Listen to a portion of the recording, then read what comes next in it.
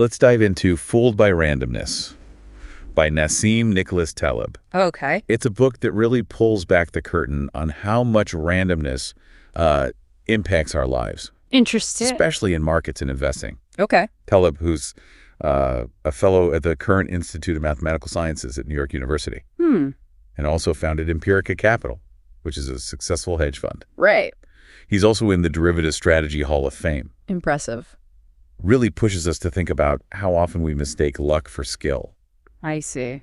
and get caught up in trends that seem predictable. Makes sense. He explores some really fascinating areas, like if you're so rich, why aren't you so smart? A bizarre accounting method, and survival of the least fit. Can evolution be fooled by randomness?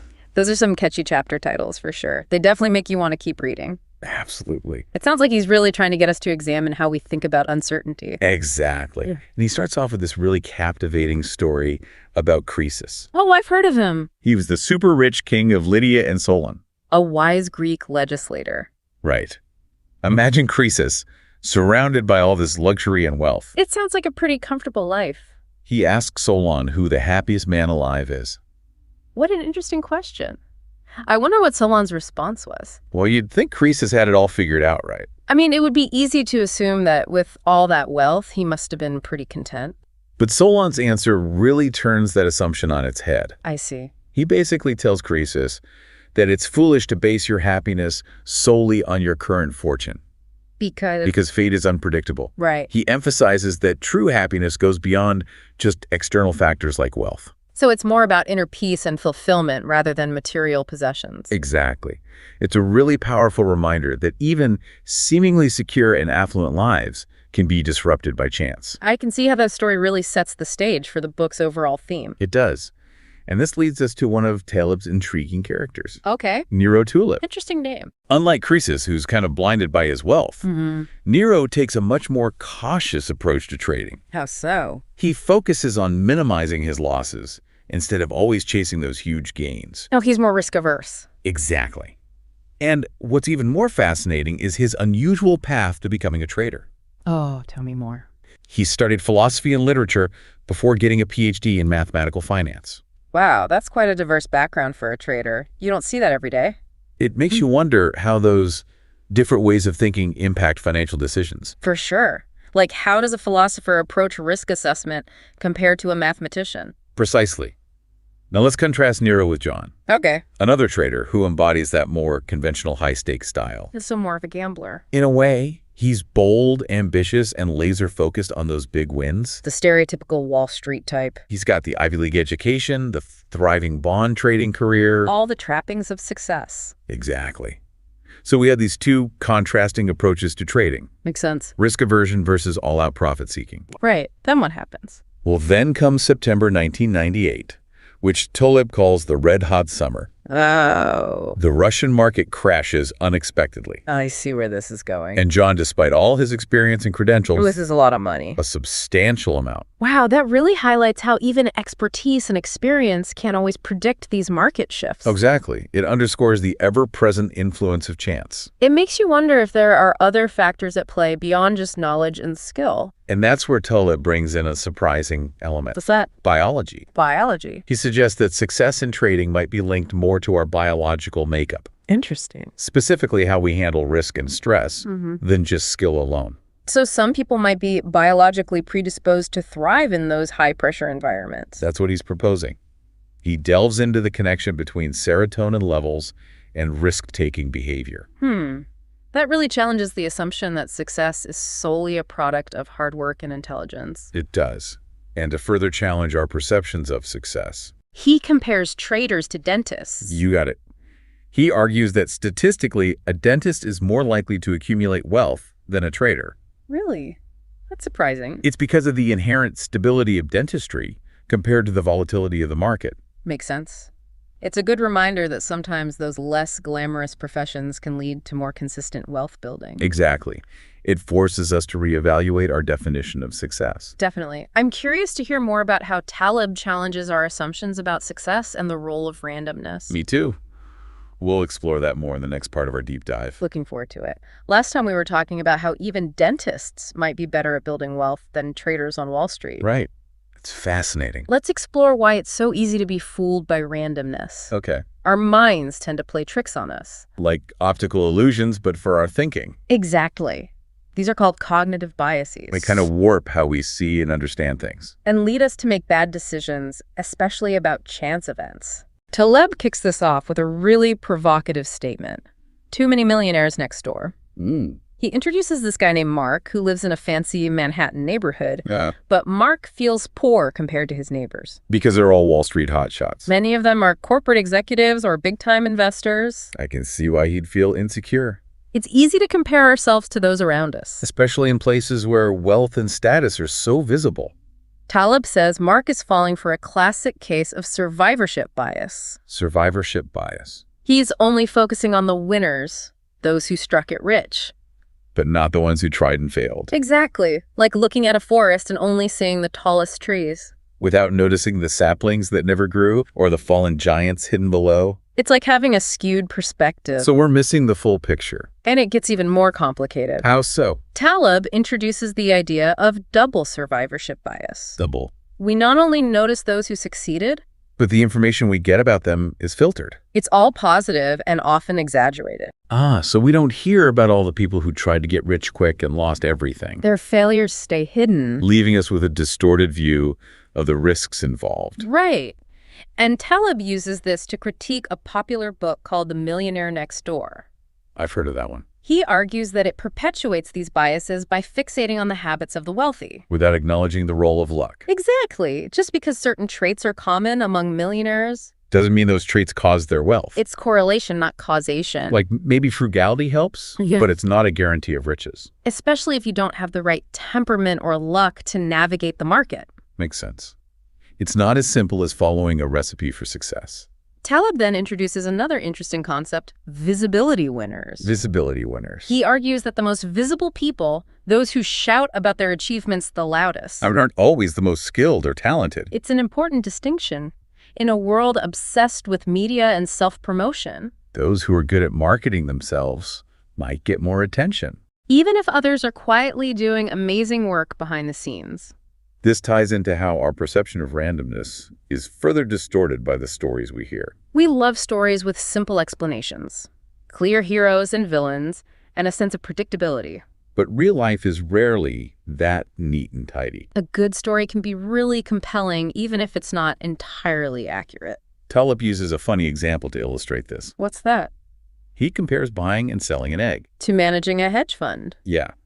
He argues that buying and selling an egg is much more predictable. Less prone to random events, It's a clever way to show how we overestimate our ability to predict things. especially in areas where chance plays a big role. This brings us to a common mistake investors make. Relying too much on past performance. Exactly. Taleb talks about placebo investors. Placebo investors. They were given fake results, made up data. But even with meaningless information, People still try to find patterns and explanations. our minds are wired to seek meaning even where there is none. It can make us believe we found a winning formula when it's all just luck. And then there's this concept called ergodicity. Oh, okay. Imagine this. Just because the average person lives to 80, Doesn't mean you are guaranteed to live that long. ergodicity reminds us that individual experiences can vary greatly from averages, So past performance isn't always a reliable predictor of future results. especially in fields where luck and randomness have a big impact. To illustrate this, Taleb creates a scenario with 10,000 imaginary investment managers. Using a coin flip to make decisions. Right, even with a 50-50 chance. Some managers inevitably go on these incredible winning streaks purely due to chance. And others will struggle even if they're doing the exact same thing. It can create the illusion of skill when it's all just random, This has big implications for how we evaluate expertise. especially in finance where randomness can really skew the results. It's crucial to separate genuine skill from lucky streaks. Otherwise, we might make bad judgments based on misleading data. He also talks about data snooping. Data snooping. It's our tendency to keep searching for patterns until we find one. Even if that pattern is meaningless. It's like connecting the dots randomly and forcing a picture to emerge. We can always find something if we look hard enough. Even if it's just a coincidence. Speaking of coincidences, Taleb tells a story about a mysterious letter. predicting a market downturn. Yeah, it arrived on January 2nd and seemed to know the future. But it turned out to be just a lucky guess. It's easy to be fooled by events that seem improbable. We often assign meaning to them when they might just be random. He also talks about the birthday paradox. A what? It's this counterintuitive idea that in a group of just 23 people, There's a good chance 2 of them will share a birthday. more than a 50% chance. Really? That seems strange. It shows how our intuition about probability can be wrong. We underestimate the likelihood of seemingly unlikely events. Then there's the small world phenomenon. That we're all connected through a few degrees of separation. Exactly. And our tendency to be amazed by these connections. Makes us see patterns where there might be none, It's like our brains are programmed to find meaning in connections. even if they're based on chance. Taleb shares a funny story about being mistaken for someone else. And getting praised for a book he didn't write. John Dos Passos' The 42nd Parallel. It's a lighthearted way to show how we judge things based on surface impressions. Instead of forming our own opinions. Next, he talks about the backtester. A software program used by traders. It lets them test strategies against historical data. Sounds useful. But Taleb warns against relying on it too much. Why? Backtesting can create a false sense of certainty. And lead to overly complex strategies that don't work in real markets. He then tells a cautionary tale about Omega Trade Station. A fictional software program. It was designed to find profitable trading strategies using past data. I see the problem. Even with tons of data, it's almost impossible to build a system that consistently beats the market. Because of randomness and unforeseen events. Then he shifts to the world of medicine. It's surprisingly difficult to separate real cures from placebo effects. And misleading results can get amplified by the media. We often trust medical authorities without question. Especially when their claims align with our hopes and beliefs. He uses the example of supposed cancer cures. Anecdotal evidence can be mistaken for scientific proof. Even when studies contradict those claims. It's important to be skeptical and prioritize evidence-based research. Then he tells a story about a professor trying to demonstrate randomness to his students. And accidentally finding a flaw in a roulette wheel. Exactly. It highlights how even seemingly random events can be influenced by hidden factors. We might not even be aware of them. Finally, Taleb addresses a misconception in journalism and research. Focusing on statistically significant results. While ignoring those that might be informative but don't meet certain thresholds. This can distort our understanding of the world. We might miss valuable insights if we only focus on what's statistically significant. So what's the takeaway from all of this? Taleb wants us to develop a deeper understanding of randomness and cognitive biases. We need to recognize our susceptibility to these mental traps. And find ways to mitigate your influence. It's not about being paralyzed by fear. It's about embracing uncertainty and developing a more robust approach to decision-making. In a world where randomness is unavoidable. So we've seen how random events can really mess things up, even the best laid plans. Right. And how our minds can trick us into seeing patterns that aren't actually there. Definitely. But how do we use this knowledge? How do we make choices? Especially financial ones, when the world is so full of chance. It's not about eliminating risk altogether. That's impossible. Yeah. The key is to understand how randomness works, and then build a framework for dealing with uncertainty in a way that aligns with our goals and values.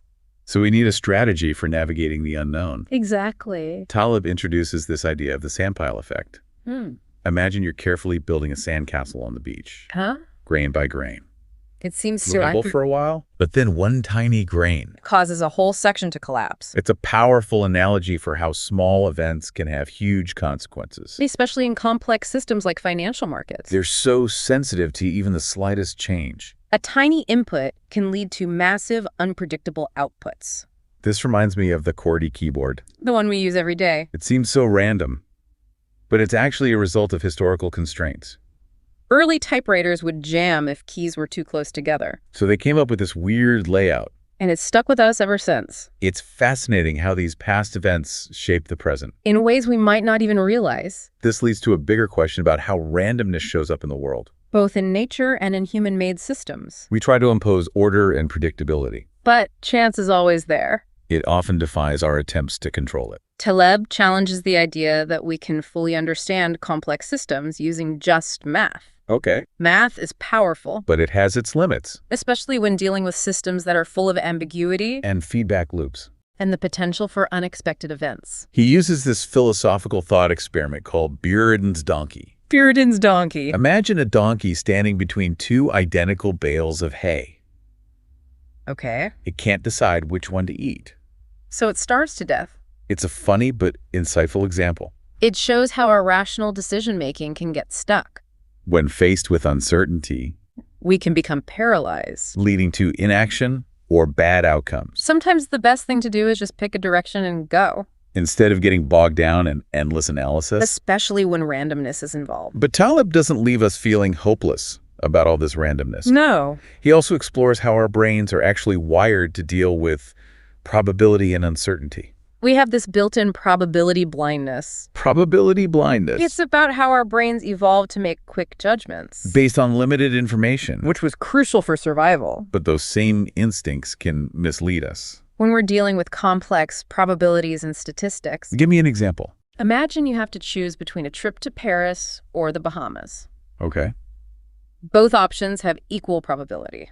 But one is framed in a more appealing way We might overestimate the likelihood of events that feel good. and underestimate those that feel bad. Our emotions can cloud our judgment.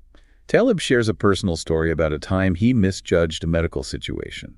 Oh. He initially dismissed some worrying symptoms. But eventually realized it was serious and got medical help. That's scary. It shows that even those who understand probability and risk, Can still fall prey to cognitive biases, sometimes we need to seek expert advice. especially when dealing with complex or potentially dangerous situations. This leads to a discussion of how our evolutionary past has shaped our decision-making Our brains are wired to prioritize immediate threats, and react quickly. even if those reactions aren't always statistically optimal.